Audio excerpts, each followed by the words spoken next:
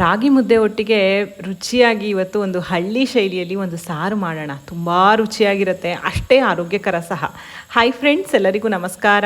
Welcome to ಸಂತೃಪ್ತಿ kitchen. ಇದನ್ನು ಮುದ್ದೆ ಒಟ್ಟಿಗೆ ಮಾತ್ರ ಅಲ್ಲ, ಅನ್ನದೊಟ್ಟಿಗೂ ಸಹ ತುಂಬಾ ಚೆನ್ನಾಗಿರುತ್ತೆ. ಮುದ್ದೆ ಮುರಿಯೋಕ್ಕೆ ಬರಲ್ಲ ಅಂತ ಬೈಕೋಬೇಡಿ, ಮುದ್ದೆ ಚೆನ್ನಾಗಿ ಮಾಡ್ತೀನಿ. ಮುರಿಯೋಕ್ಕೆ ನನಗೆ ಹೇಗಿಷ್ಟ ಬರುತ್ತೋ ಹಾಗೆ ನಾನಿಲ್ಲಿ ಟ್ರೈ ಮಾಡಿದ್ದೇನೆ. ಬನ್ನಿ, ಇವತ್ತು ನಾನು ಒಂದೆಲಗ, ಬ್ರಾಹ್ಮಿ, ತಿಮರೆ ಅಂತ ಏನು ಹೇಳಿ ಕರೀತಾರಲ್ಲ, ಆ ಸೊಪ್ಪನ್ನು ತೊಗೊಂಡಿದ್ದೀನಿ. ಸಾಮಾನ್ಯವಾಗಿ ಇದೆಲ್ಲರಿಗೂ ಗೊತ್ತಿರುತ್ತೆ, ಆರೋಗ್ಯಕ್ಕೆ ತುಂಬ ಒಳ್ಳೆಯದು ಅಂತ ಹೇಳ್ತಾರೆ. ಇದು ಎಲ್ಲ ಸೊಪ್ಪಿನವ್ರ ಹತ್ರ ಸಿಗುತ್ತೆ. ಮತ್ತು ನಿಮಗೆ ಪಾಟಲ್ಲಿ ಅಥವಾ ನಿಮ್ಮ ಮನೇಲಿ ಜಾಗ ಇದ್ದರೆ ಹಿತ್ತಲಲ್ಲಿ ಬೆಳ್ಕೋಬೋದು. ಇದರಲ್ಲಿ ತಂಬುಳಿ ರೆಸಿಪಿಯನ್ನು ನಾನು ಆಲ್ರೆಡಿ ಶೇರ್ ಮಾಡಿದ್ದೇನೆ. ಚಟ್ನಿ, ತಂಬುಳಿ ಎಲ್ಲ ನನ್ನ ಚಾನಲಲ್ಲಿ ಇದೆ. ಬನ್ನಿ, ಹಾಲು ಸಾರು ಮಾಡೋಣ ಇವತ್ತು. ಇದನ್ನು ಮಾಡಲಿಕ್ಕೆ ನಾನು ಒಂದು ಬಾಣಲೆಗೆ 2 ಚಮಚದಷ್ಟು ತುಪ್ಪ ಹಾಕ್ತಾ ಇದ್ದೀನಿ. ಮೂಲ ರೆಸಿಪಿಯಲ್ಲಿ ಹೇಗೆ ಮಾಡ್ತಾರೋ ಹಾಗೆ ಮಾಡಿದ್ದೇನೆ. ತುಪ್ಪ ಹಾಕಿದ್ರೆ ಚೆನ್ನಾಗಿರುತ್ತೆ ಅಂತ ಹೇಳಿ ತುಪ್ಪ ಹಾಕೋದು. ತುಪ್ಪ ಬೇಡ ಅಂತ ಆದರೆ ನೀವು ಎಣ್ಣೆ ಹಾಕ್ಬೋದು. ಕಾದ ಮೇಲೆ ಒಂದು ಅರ್ಧ ಚಮಚ ಜೀರಿಗೆ, ಒಂದು ಅರ್ಧ ಚಮಚ ಕಾಳುಮೆಣಸು. ನಾನು ಬಿಳಿ ಕಾಳುಮೆಣಸು ಹಾಕಿದ್ದೇನೆ, ಕಪ್ಪದಿದ್ದರೆ ಕಪ್ಪುದು ಹಾಕ್ಬೋದು, ತೊಂದರೆ ಇಲ್ಲ. 3 ಮುರಿದಿರೋಂತಹ ಬ್ಯಾಡಗಿ ಮೆಣಸಿನಕಾಯಿ, ಇದೇನು ಖಾರ ಇಲ್ಲ ಅಷ್ಟು, ಹಾಗಾಗಿ 3 ಹಾಕಿದ್ದೇನೆ. ನೀವು ನೋಡಿಕೊಂಡು ಹಾಕ್ಕೊಳ್ಳಿ. ಮತ್ತು ಸ್ವಲ್ಪ ಕರಿಬೇವಿನ ಸೊಪ್ಪು.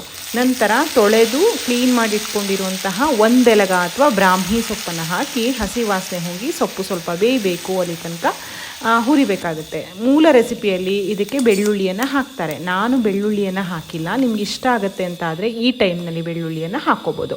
ಇದಕ್ಕೊಂದು ಅರ್ಧ ಕಪ್ಪಿನಷ್ಟು ಒಣ ಕೊಬ್ಬರಿ ತುರಿಯನ್ನು ನಾನು ಸೇರಿಸ್ತಾ ಇದ್ದೀನಿ. ಹಸಿ ತೆಂಗಿನಕಾಯಿ ಇದ್ದರೆ ಅದನ್ನು ಹಾಕ್ಬೋದು, ಆದರೆ ಒಣ ಕೊಬ್ಬರಿ ಹಾಕಿದ್ರೆ ಚೆನ್ನಾಗಿರುತ್ತೆ. ಒಣ ಕೊಬ್ಬರಿ ಹಾಕಿ ಫ್ಲೇಮನ್ನು ಆಫ್ ಮಾಡಿಬಿಡಿ. ತುಂಬ ಏನು ಹುರಿಯೋದು ಬೇಡ. ಸ್ವಲ್ಪ ಹುಣಸೆ ಹಣ್ಣನ್ನು ಸಹ ಅದಕ್ಕೆ ನಾನು ಸೇರಿಸ್ತಾ ಇದ್ದೀನಿ. ಹುಳಿಗೆ ಅವಶ್ಯಕತೆ ಇರುವಷ್ಟು ಹುಣಸೆ ಹಣ್ಣು. 1 ಚಮಚದಷ್ಟು ಸಾರಿನ ಪುಡಿ ಅಥವಾ ರಸಂ ಪೌಡರನ್ನು ನಾನು ಇದಕ್ಕೆ ಸೇರಿಸ್ತಾ ಇದ್ದೇನೆ. ಸಾರಿನ ಪುಡಿ ಬದಲಾಗಿ ನಿಮ್ಮ ಹತ್ರ ತರಕಾರಿ ಸಾಂಬಾರಿಗೆಲ್ಲ ಯೂಸ್ ಮಾಡುವಂಥ ಹುಳಿ ಪುಡಿ ಇದ್ದರೆ ಅದನ್ನು ಬೇಕಾದ್ರೂ ಹಾಕ್ಕೋಬೋದು. ಇದೆಲ್ಲ ತಣ್ಣಗಾದ್ಮೇಲೆ ಮಿಕ್ಸರ್ ಜಾರ್ಗೆ ಹಾಕಿ ಚೂರು ನೀರನ್ನು ಹಾಕಿ ನುಣ್ಣಗೆ ಅರಿಬೇಕು. ನೋಡಿ, ಇವಾಗ ನುಣ್ಣಗೆ ಅರ್ಧ ಆಯಿತು. ಅದೇ ಬಾಣಲೆಯಲ್ಲಿ ನಾನು ಒಗ್ಗರಣೆಯನ್ನು ಮಾಡ್ಕೊತಾ ಇದ್ದೇನೆ. ಒಗ್ಗರಣೆಗೆ ಒಂದು ಅರ್ಧ ಚಮಚದಷ್ಟು ತುಪ್ಪವನ್ನು ಹಾಕ್ತಾ ಇದ್ದೇನೆ. ತುಪ್ಪ ಬಿಸಿ ಆದಮೇಲೆ ಒಂದು ಅರ್ಧ ಚಮಚದಷ್ಟು ಸಾಸಿವೆ, ಒಂದು 1/4 ಚಮಚದಷ್ಟು ಜೀರಿಗೆ ಹಾಕಿದರೆ ಸಾಕು. ನಂತರ ಒಳ್ಳೆ ಪರಿಮಳದ ಇಂಗು, ಬೆಳ್ಳುಳ್ಳಿಯನ್ನು ಹಾಕಿದರೆ ಮತ್ತು ಇಲ್ಲಿ ಇಂಗನ್ನು ಹಾಕಬೇಕನ್ನೋ ಅಗತ್ಯ ಇಲ್ಲ. ಈಗ ಕರಿಬೇವಿನ ಸೊಪ್ಪು, 1 ಮುರಿದಿರೋ ಬ್ಯಾಡಗಿ ಮೆಣಸಿನಕಾಯಿ ಹಾಕಿ ಒಗ್ಗರಣೆನ ಚೆನ್ನಾಗಿ ಬಾಡಿಸ್ಕೊಂಡು ರುಬ್ಬಿರೋಂತಹ ಮಿಶ್ರಣವನ್ನು ಹಾಕೋದು. ಇದು ಒಂದೆಲಗ ಅಥವಾ ಬ್ರಾಹ್ಮಿಯ ಹಾಲು ಪಜ್ಜಿ ಅಂತ ಹೇಳಿ ಕರೀತಾರೆ. ಹಳ್ಳಿ ಅಡುಗೆ ಬಾಣಂತಿಯರಿಗೆ ಈ ಶೀತ ಕೆಮ್ಮು ಆದಾಗ, ಬಾಯಿ ರುಚಿ ಹಾಳಾದಾಗೆಲ್ಲ ಮಾಡಿಕೊಡುವಂತಹ ರೆಸಿಪಿ. ತುಂಬಾ ರುಚಿಯಾಗಿರುತ್ತೆ. ಇದಕ್ಕೆ ಅಗತ್ಯ ಇರುವಷ್ಟು ನೀರನ್ನು ಸೇರಿಸ್ಕೊಂಡು ಇದನ್ನು ಸಾರಿನ ಹದಕ್ಕೆ ತಂದ್ಕೊಳ್ಳಿ. ಇದು ಚೆನ್ನಾಗಿ ಕುದಿಬೇಕು. ಈ ಸಾರಿಗೆ ಇವಾಗ ರುಚಿಗೆ ತಕ್ಕಷ್ಟು ಉಪ್ಪನ್ನು ಸೇರಿಸಿದ್ದೇನೆ. ನಾನು ಬೆಲ್ಲವನ್ನು ಹಾಕಿಲ್ಲ. ನಿಮ್ಗೆ ಇಷ್ಟ ಆಗುತ್ತೆ ಅಂತ ಆದರೆ ಒಂದು 1/4 ಚಮಚ ಬೆಲ್ಲವನ್ನು ನೀವು ಹಾಕ್ಕೊಳ್ಬೋದು.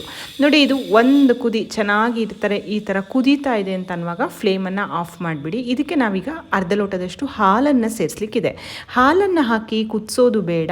ಮತ್ತು ಹಾಲನ್ನು ಹಾಕಿದ ತಕ್ಷಣ ಇದನ್ನು ಸರ್ವ್ ಮಾಡಿ ಊಟ ಮಾಡಿಬಿಡಬೇಕು. ಇದನ್ನು ಒಂದೇ ಟೈಮಿಗೆ ಮಾಡ್ಕೊಳ್ಳಿ. ಅಂದರೆ ಮಧ್ಯಾಹ್ನ ಮಾಡಿದರೆ ಮಧ್ಯಾಹ್ನನೇ ಖಾಲಿ ಮಾಡಬೇಕು. ರಾತ್ರಿ ಎಲ್ಲ ಇಡಲಿಕ್ಕೆ ಬರಲ್ಲ. ಇಟ್ಟರೂ ಅದನ್ನು ಮತ್ತೆ ಕುದಿಸ್ಲಿಕ್ಕಿಲ್ಲ. ಹಾಲು ಹಾಕಿರ್ತೀವಲ್ಲ, ಉಪ್ಪೆಲ್ಲ ಹಾಕಿದ್ದೀವಲ್ಲ, ಒಡೆದು ಹೋಗುವಂಥ ಚಾನ್ಸಸ್ ಇರುತ್ತೆ. ನೋಡಿ, ಒಂದು ಅರ್ಧ ಲೋಟದಷ್ಟು ಹಾಲನ್ನು ಕಾಯಿಸಿ ಆರಿಸಿದಂತಹ ಹಾಲನ್ನು ಹಾಕಿ ಮಿಕ್ಸ್ ಮಾಡಿದ್ರೆ ರುಚಿಯಾಗಿರುವಂತಹ ಒಂದೆಲಗದ ಹಾಲು ಪಜ್ಜಿ ಸಾರು ತಯಾರಾಗುತ್ತೆ.